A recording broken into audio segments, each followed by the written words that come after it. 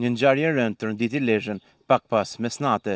57 vjeçari Pjetër Kaza u ekzekutua me armë zjarri teksa po hynte në banesën e tij në fshatin Tale të Lezhës, ndërsa pista kryesore e hetimeve është ajo e gjakmarrjes.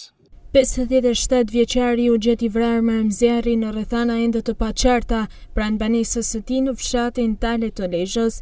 Pjetër Kaza u konstatua pa shenja jete rreth orës 5 të mëngjesit të së dielës nga bashkëshortja e tij, e cila ka njoftuar të afërmit dhe policinë.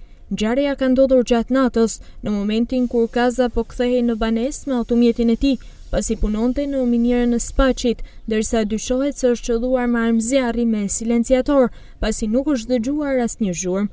Duke përfituar dhe nga errësira, autorët i kanë zënë prit 57 vjeçarit, teksa po hynte në banesë.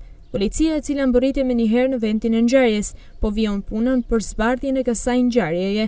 Në cilësinë e provës materiale janë sekuestruar disa gozhoja, si dhe janë shoqëruar dhe po merren në pyetje disa persona të cilët mund të kenë ndjeni rreth vrasjes.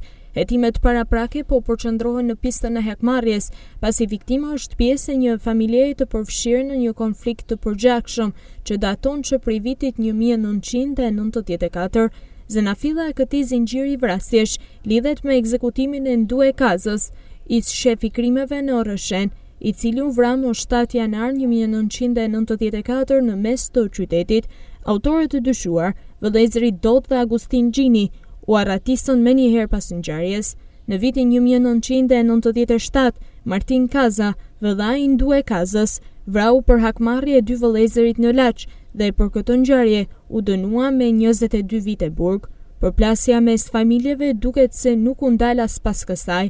Më 28 prill të vitit 2024, në një lokal shqiptarësh në Bruksel, u vra Agustin Kaza, vëllai i 57 vjeçarit.